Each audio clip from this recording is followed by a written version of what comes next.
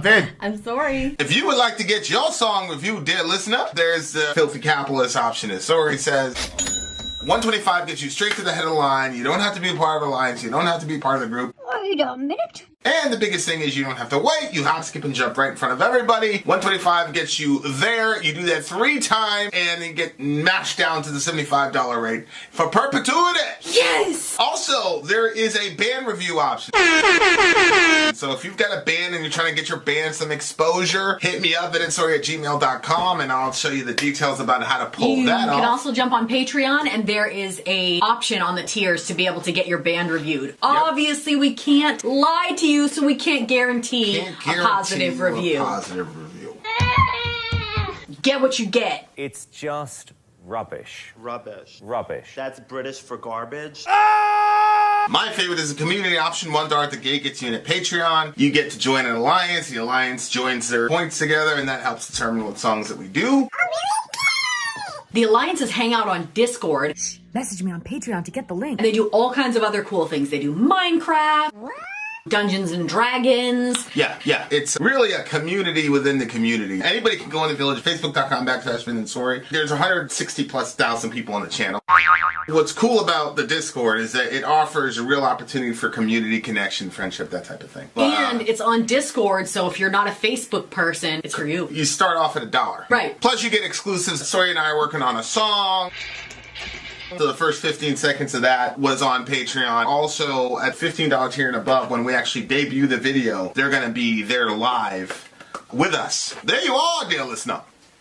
Buy our merch. And a child shall lead them. Buy our merch. Yeah, mini Sori in the house. Yep, she is cool. She's so cute. This was an alliance pick, wasn't it? Yeah. Wasn't that on the alliance side? Yes, it was. So there we are. Sin and glory. This is a sin and glory, Chris Culp. Hey, Chris. So Chris got lucky on Madden, and then ever since then, he's been avoiding me. Why are you avoiding me, Chris? Why are you avoiding me, bitch? He got lucky. Respond to my texts, bitch. He got lucky. Bitch. You know, like, bitch. Bitch. Anyway, you guys know about the alliances because you just saw the little update video. Oh my gosh, you guys! I have a quick story. I'll make it quick. So I went to McDonald's and they have like 2 drive-ins, so you can do 2. Well, everybody was in a single line, so I thought, wow, why is everybody piling into one line? Well, I'm just gonna go into the second line because it was clearly shorter. When I got all the way up to the front, I realized everybody was in one line and splitting off just at the last second. But I was already up there now, so I'd have to like go all the way around, and I wasn't gonna do that. So I went in the line, and the whole time, like, this guy pulls up behind me, and he's like, "You bitch, blah blah blah, bitch," and I was like, couldn't figure out why it was so entertaining to me, and it wasn't offensive at all.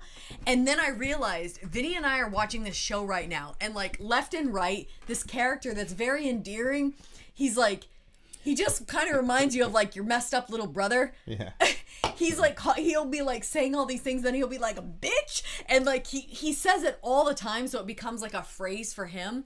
So then when it got said to me, I was more entertained, and I figured out that's why I was entertained, was because of the show. So watch a show where somebody says that. You won't be insulted by the things people say. That's the message there. All right, let's start this song. Shout out to Emily Lee, one of my favorite Homo sapiens on the motherfucking planet. All you bitches out there, shout out to you. Okay, all right, let us go. It is time. This is Ronnie James Dio, and the name of the song, dear listener, that we're listening to today is All the Fools Sailed Away. Okay. So here we go. All the fools sailed away. How's our volume, guys? Tell us if we need to turn up.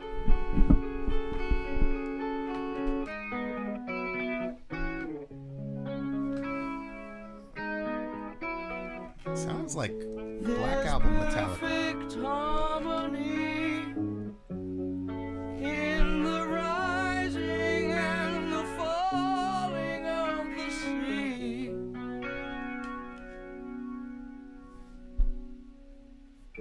And as we sail along, I never fail to be astounded by the things we'll do for promise.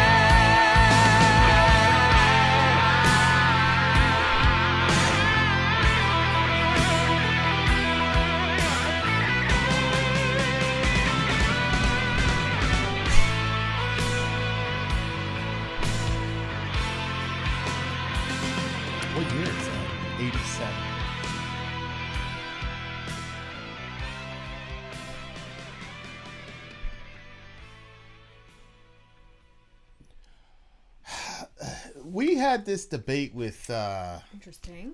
with Jamie. We're talking about like what era would you like to have been in? Yeah. And I was saying the 80s was the best. Yeah. Like by far. Yeah. Like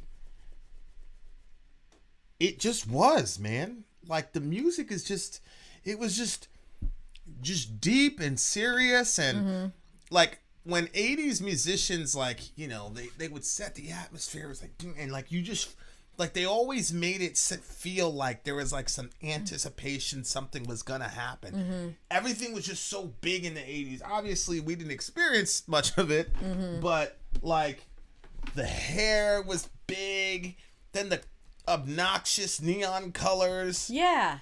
And like a lot of hairspray.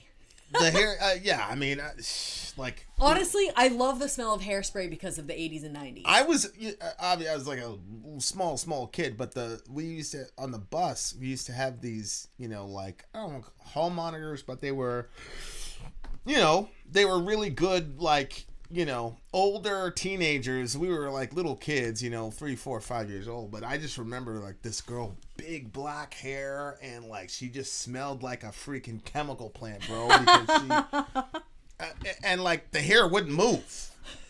And God, and you know, it was a Christian school, it was a little private Christian school, so everybody was huggy.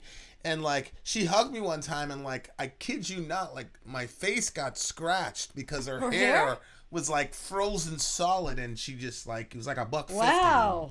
Yeah, like, but I don't know, man. Like the 80s are just, and there's Zonia like completely like destroying my dream. I grew up in the 80s. I was glad when the style I'm trying faded. to pick up a picture because I want to show it to people because I've got something to say about the album.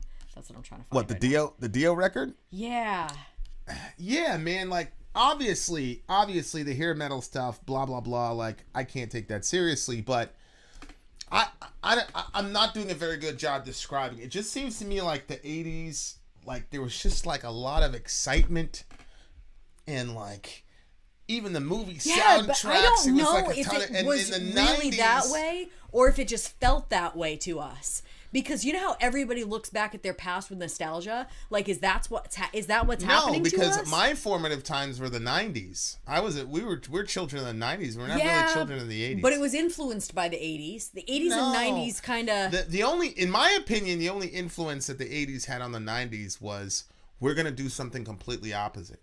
So the 80s had the hair bands with the tight jeans and the girls on the Corvette in the video. What do you have in the 90s? Flannel, grunge, no girls in the video. No, you know what happened, I think? You know how Maine is always behind the times? Honestly, Maine is behind the times, and Christian Mainers are even farther behind the times. 100%. So I think that what happened in the 100%. 80s, I experienced in the 90s. So you're saying that the 90s was different than the 80s, but I think that my 90s was 80s style. Honest to goodness, if I look back at my pictures and stuff, when I was like 10, that would have been in 95, and we were doing the 80s stuff. No, I'm with you. Pufferfish.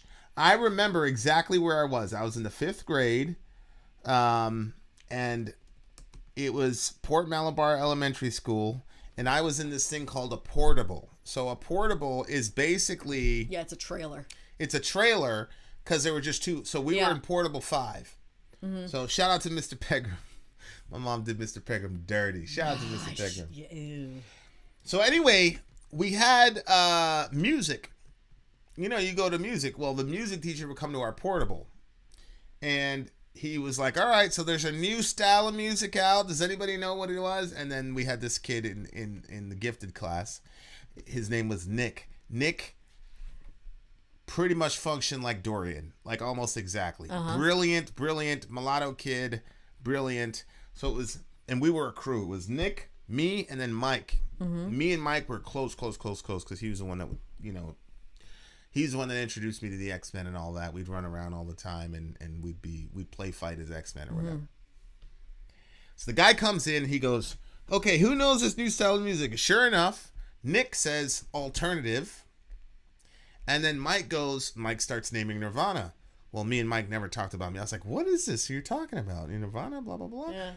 So, yeah, it was alternative music. But the aesthetic for alternative music, especially in the 90s, it was, we're going the complete opposite direction. Kurt Cobain, it looked like he never washed his hair and ever, right? Like, same thing with, like, the if I watch an 80s music video, and I think, what does it smell like? I always think about popcorn and hairspray and like candy or something. But when I look at these 90s videos, I just think about body odor, and this guy slept in that shirt, bro. Like you slept in that shirt on the way to the auditorium, and you woke up and there's still, whatever, and you just came to play, bro. Like, and you're out, and you're not, and it was just this very cynical, like, oh, everything is like a facade and none of it's real, and the only thing that's real is my pain, and you know what I'm saying? So and that's when I came up. That's when I became conscious of music, started listening to music, was that period of time. How old were you? I don't know. 6, 7? See, I think we got into grunge when I was like 12. Not musically, because we weren't doing the music thing, but like, I know that there was a stark difference between my clothes prior to that, and then at 12 it was like a big baggy shirt. I had Dare to keep kids off drugs. Oh, 100%. I thought it was so cool. I was 100%. like, yes, the movement, 100%. protecting these children. Yeah. And I didn't have like, so when I look at this Dio song, so I miss Dio completely. I'm going to send you this picture so you can put it up. I didn't get to, honestly, the channel introduced me to Dio, who is, in my opinion, the best vocalist in metal. Like, he's really good. It's like, we were looking at, I think his name is Tosin. It's a guy from Animals as Leaders. And he's got his 8-string monster of a guitar. And he's like, so, and I'm watching him. He's going back and forth with this other guy. And the other guy is a badass himself. Like, the other guy, I forgot what the guy's name was, but he's a badass himself. So they're like jamming, going back and forth. So then Tosin has this thing where like he'll arpeggiate a chord, but not with the pick, with all of his fingers. So like, I'm studying this guy, and like, oh my God, all 10 of his fingers are involved in the music. So was that the one we were listening to in the car? Yeah. Oh yeah, it was really good. So the guy goes, show me how you do that. So he's got a G or whatever, and he arpeggiates the G, but he does it with his fingers. So it's got like 19 different layers to it. This is not replicatable. And so the guy is following along with Tosin, and then Tosin goes, yeah, you got it. And then he goes, and it was like me doing this. Like, it was so simple for him. And the other guy goes, yeah. Like, it was like done. Like, the other guy was mega talented, but Tosin is like, I don't know if I'm pronouncing this guy's name correctly. Yeah, I just started looking at his stuff. And yeah, Becky, not really hammer-ons or offs, like, not that. Like, the guy, he's extremely innovative, genius, unbelievable guy. I think Ben was the first person that introduced me to them, actually. Oh, really? And because it was Ben, I was like, oh, these guys, I'm not gonna look at them at all. I don't really I don't listen to any of Ben's recommendations. Sorry, Ben. But like, holy shit, this guy, he's just on a different level. I'll put the link in the but like, my point is, it was just so simple for him. And that's one of the ways that I gauge whether or not a person has mastered a given thing. Mm-hmm. Can they do it off the top of their head and just do it effortlessly and keep going? Like, me, I believe I could play that specific little lick, but it would take me literally 48 hours straight of watching it and doing it. And then once I've got it down, I would be very labored in replicating that. And that's my point. Like, you look at Michael Jordan shoot a fadeaway, it's just fluid. It's effortless. You look at LeBron doing it. No, you're right. There's a ton, You're right. ton of effort. You're right. Yeah, because I think that you're good when you play. Like, I think that you're good, and the stuff that you put together, I think you definitely are talented in that stuff. But I wouldn't say that it looks so easy that it's like a, you know, like sometimes people are playing, and the playing itself, not just the sound, but the way that their hands move on the instrument, it's like a dance. And I think that really separates some musicians from other musicians. Right. Like just the way that, like you say, the way it just comes naturally from inside of them. Like, yeah, I would agree. Like, I had this friend, and the guy was just, he'd roll out of bed, check his, boom, boom, boom, boom. Yeah, some people, stuff is just It's like there's some people. It was just like the groupings were like literally there's no variables in the groupings. They were like that tight, and the guy was just and different positions, stress position, weak hand shit. Like the guy was just. And like you'll see we go out to the range. It's like after a while, it's like but like there's some people who are just, and it's strange to me because of my theological pacifism, whatever. Like there's just some people that are like that guy. He was born for that. Yeah, the accuracy. And it's like one of those things like. Mm-hmm. It's like, oh, we got this thing from XCR's Chi-Chi. Mm-hmm. And like you'd be there and you whatever, and everybody looks at Chi-Chi and like boom, and you're gone. That's it. Like that's Dio. Like Dio is Chi-Chi. Like the guy is insane. He's insane. Like how he just does it vocally, and it's amazing, and it's just smooth, man. It's like melted butter and sugar. Yeah.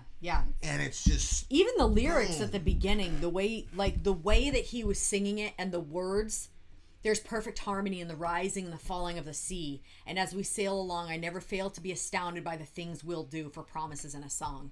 Like, I love the ocean. Like that is, if I can be outside in the sun, I'm happy. And if I can be outside in the sun at the ocean, I'm really, really, really content.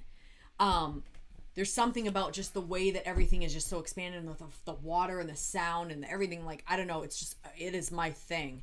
And so when it was saying that, like, and the way that it's true, like the tide comes in, the tide goes out, or the rhythm of the waves and how they just keep coming in, and like you can almost, like, if you're a person that likes to meditate or something, like it's a very good environment for that. Not if the beach is so crowded you're getting sand kicked in your face. Not then. I'm talking about when the beach is not that full, and it's just like it's just coming and you need time. For me, like that's the perfect spot for me to think, because there's the noise, and I don't know, it's just the way that the patterns and the rising and the falling and stuff. So when he was singing, like just the way that his voice was at that point, like it kind of pulled you into it. I really liked that a lot. Hey, can you pull up that picture that I sent you in the email? Yeah, it's a little bit choppy. If I do that, it's gonna be worse. Yeah. Okay. Yeah. No, I agree. Lyrically, I was like, I wonder what he's talking about. The closest I could come to what he was trying to say in the song was he trying to like talk about like what rock stars do, right? So they travel over land and sea, obviously. I never fail to be astounded by the things we'll do for promises and a song. We are the innocent, we are the damned. We were caught in the middle of the madness, hunted by the lion and the lamb. We bring you fantasy, we bring you pain. If it's your one great chance for a miracle, or we will disappear, never to be seen again. So it looks I think you're right. It's talking about like what musicians or artists bring to people. And again, like it's true.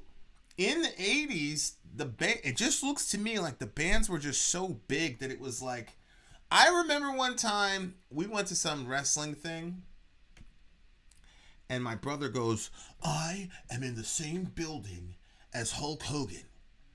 I am breathing the same air that Hulk Hogan is breathing. And that was the first time I'd ever heard anything like that about somebody that wasn't my mom. Because, like, my mom was, like, a divine being to me. You know what I'm saying? So I'm like, who? I was like, Hulk Hogan. Yeah, but, I mean, we got mom right here. Aww. But, like, that... But, again, that, like, idolatry of your, like, your like... Kurt Cobain did not embrace that. He did not embrace, like, if you see me, this is going to be some magical experience. He was like, yo, I'm coming to play. I'm going to play my music. I want to get out of here. It's not like he didn't love his fans. I'm sure he did. It's just, but the vibe was different. In the 90s, you didn't want to be that. You were supposed to be, like, this kind of, like, aloof type of thing. And that's probably one of the reasons why I never really got into music, that world. And then I saw Korn in Woodstock 99, and Jonathan was in a kilt and a leather shirt until he took it off because he was just too hot. And it was like something anomalous, something that you do not see every day. And these guys there was a certain glamour to Korn. It was weird, but there was a certain glamour to it. Like, Manson was like shock rock. Korn there was a certain glamour to it.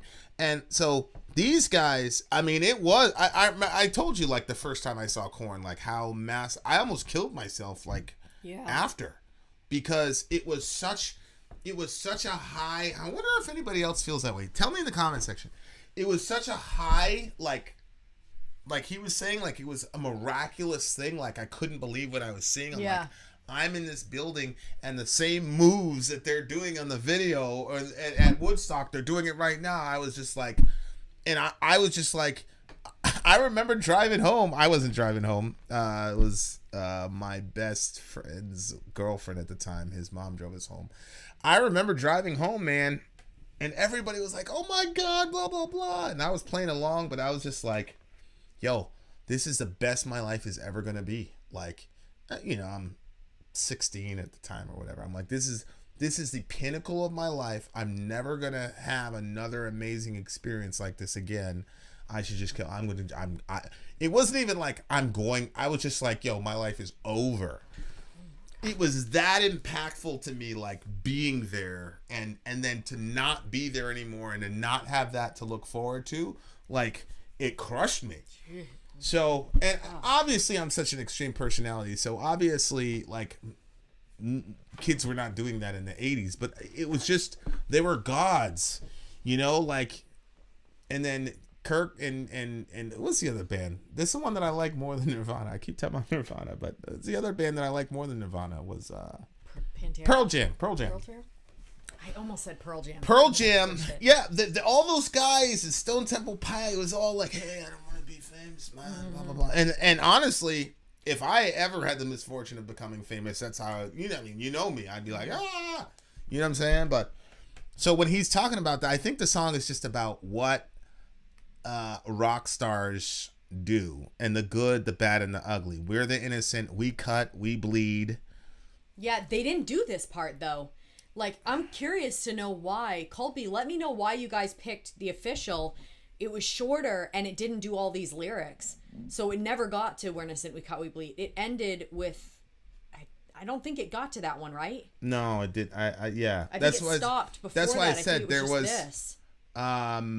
there was I think you're right, though, about your interpretation of it. I just thought it was just talking about people in general, you know, like that we all kind of experience this. But then when I was reading it with I was like, yeah, okay. Hunted by the Lion and the Lamb. If you say your interpretation is correct, then that would be, there are fans that are like the Lion. They will, like, tear you apart. They're the ones that, they don't care if you're friggin' tired. They don't even give a fuck. Like, they're just gonna take. Like, they'll be the ones that, you know, like, remember somebody stole Tom Brady's outfit or something like that. Yeah, you know what I mean? jersey, Like, yeah. those are the Lions. And then there's the Lambs, the ones that are not so aggressive, but they're still out there trying to take. You know what I mean? And I think that, you know, like, as in they're expecting something from their band, which is understandable because, you know, if you go to a restaurant and you order a burger, you expect to have a good burger. And so people are expecting a certain level of music from them, and they have to perform for that. Mm-hmm. So I think that, there's both of them, but they're still feeling like they're hunted, whether it's the lion or that it's the lamb. We bring you fantasy, we bring you pain. So like, just depending on what music that they bring, depends, how it's interpreted by the people. But if he has a religious background, hunted by the lion and lamb still works. Because I would imagine it'd be very hard to be religious in that context. Mm-hmm. So, the scripture says your enemy, the devil, prowls around like a roaring lion seeking who it will destroy. Mm-hmm. And on the other side, Jesus is obviously the Lamb of God. That's his primary designation in the book of Revelation. Mm-hmm. So you've got hunted by the lion and the lamb. So a lamb, how does a lamb hunt you? You see what I'm saying? Yeah. Well, that's why I said they still want something from you. But it's just like the regular, it's your regular fans that are not going to like go so crazy, like become like stalkers. Yeah. But they're still expecting a certain level of music. It's the, like how people will be like, oh, that's not the Iowa album. You know what I mean? And then they're only expecting Slipknot to put out that same type. Oh, yeah, You know what I mean? And they can't make any variants from that. They have to stay on the same thing or people will get all upset and sell out and blah, blah, blah and all that. So the pressure that they have, Also, Viva Mexico. Shout out to Mexico. Yeah, we bring you beauty, we teach you sin. Yeah. We can give you a piece of the universe. Or we will disappear, never to return again. Yeah. But that's what they do. That's what they do, though. Mm-hmm. That rock. Can you bring up that picture? Rock stars. That's what they do for us, man. And I think that's. I think it's a really sad thing, like that people don't don't know what that experience is like, man. This picture? Yeah, shoot. Should I put a side-by-side with the album and send it to you? So you can see? Look at the album cover. You can see how that made me think of that picture. Oh, yeah. So do you want me to put a side-by-side? I mean, yeah, go for it. This picture impacted me so much when I was a kid. Really? Yeah. You're about to see a picture that impacted Sori like you wouldn't believe when she was a kid. I spent a lot of time looking at it and thinking Did you really? Mm-hmm. How come? Well, I'll explain it when it pulls up. Okay. I don't want to give anything away. I can kind of see why that would be the case. But yeah, man, Dio was crazy. And the thing about Dio that's crazy to me is that I can't believe that sometimes I think to myself, like, if it wasn't for this channel, I'd have never heard any of this dude's music. That's not true for Pantera. Like, if it wasn't for this channel, I would have still known who Pantera was, because of Walk. But I really didn't know, like, how good Dime was as a guitarist until this channel. So I thank the channel for that. But I still knew who Pantera was. Dio, though, I didn't even know he was alive. I didn't know who he was. I didn't know what he was. And it really, if it wasn't for the channel, I'd have never, ran into probably one of the most gifted vocalists of all time, in my opinion. So, yeah. Is it a picture of Jonathan Taylor Thomas? Oh my word. My friends were so into him. Okay, I send it to you, babe. That dude, man, oh my gosh. I remember my friend being like completely obsessed with him and like wanting to marry him. And I was like, no, it's not that one. It's the most recent email you sent me. Go ahead, refresh it. Talk to the people. But yeah, it's that one. But anyway, she was like obsessed. She had his pictures up in her room. This is and a friend. Didn't realize, this is a friend of Sori's, guys. No, I wasn't allowed to have pictures of guys up in my room. Are you crazy? Mm-hmm. Anyway, I remember sitting in her room and thinking that like there was something wrong with her because she was like obsessing. Yeah. I was like, this is really bizarre. Like, you're obsessing about someone you will never meet, probably. Well, you're never going to marry this guy. Like, she wanted to marry him. She was, like, totally in love with him. I thought it was the most bizarre thing ever. I was like kind of sideways looking at her and her obsession with this guy. I didn't realize, like, how normal that was for girls because we weren't allowed to have magazines. We weren't allowed to listen to bands. We weren't allowed to obsess about anything, blah, blah, blah. So So here's the picture. Okay, Sorry, are maybe. we up? Okay, so you can see, I don't know if it's your left or your right, you can see the album cover and there's like that creature outside the window and the child is sleeping and then it looks like there's some stuff underneath the bed. You've got the devil symbol coming out or metal, whatever you want to say. And like it looks like there's like some little demon on the kid's bed. So on the picture, it's on my right. I don't know if it's on your right, but there's a father and he's praying over his kid that's sleeping. And if you look outside the window, this picture's kind of grainy, but like the actual picture that my parents had was super clear. There's like a light white angel that has his hands up with it, like his hands are open, and there's like this darker angel that's like fighting to get in. And so obviously you get from the picture that the father's prayers are protecting the son from, you know, this spiritual darkness that's trying to come and disturb the child. And my father, okay, you can shrink it down now. Obviously, like, nobody's parents are perfect, but one thing that my dad did, I do not remember a time that my father didn't do this. Every single morning, he had to be gone by the house at 5:30 because he was self-employed, so he had to get to work. He had to be gone by 5:30, so he would get up even earlier than that, and he would get a coffee, and he would spend time reading his Bible and praying literally every morning. Like, most people would be like, I'm going to sleep in. Not my dad. Like, if I got up to get a drink or to, I don't even know, get up to go to the bathroom, like, and I would come by, I would see my father, like, literally kneeling, like, with, like, the prayer position, like, old school style, like, into his recliner chair like this. So his knees were on the ground and his hands were like this into the chair.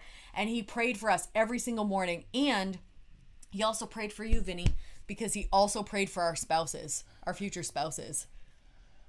Every single morning he did that. That was something that was like super impactful to me. Like, and that picture, like, I really felt like that my dad's prayers protected me from like a lot of stuff. So Oh, most definitely. that was, yeah, that picture was up. I think in our like living room or in their bedroom or something. But, when I saw the album cover, obviously I was like, that reminds me, there's a creature, but there's no dad to pray that creature away. Cause it was like a little kid sleeping in the bed and then that little, it was coming out from underneath the bed and on the bed. Yeah, there's a little demon on the You need a dad to pray for you. All right, what do you get the song? A 9.8. I haven't heard Dio in such a long time. I can co-sign that. 9.8. That was legitimately a good one. I really, really, really, really love Dio, man. Such a gift to the world. Thank you. See, how can you doubt that God loves me more than everybody when there's people like Ronnie James Dio on the planet? Okay. What would happen if Vin were a jerk? That would mean he would have prayed for a jerk. Think about it. Well, no, then I would just say... This is Ben Webb, and then down here is the big homie Dan. Who is... loves his daughter and let her do his hair. Loves his daughter. 9.8, y'all. 9.8, and I believe the big homie Dan agreed. He's gonna murder me. So me and him, the minute we see each other, it's gonna be a bro hug, and then it's gonna be a Kimura or a slap. Okay.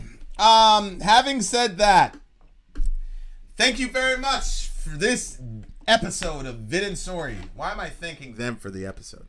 I have no idea. Because they showed up to watch it. Oh, that's true. You didn't just let us sit by ourselves like... Thank you for the company. Vin out. Sori out. Down. I was going to say like losers, but then I was afraid that people would be like, wait, I'm sitting alone. Am I a loser? So I didn't say it. You should have said it.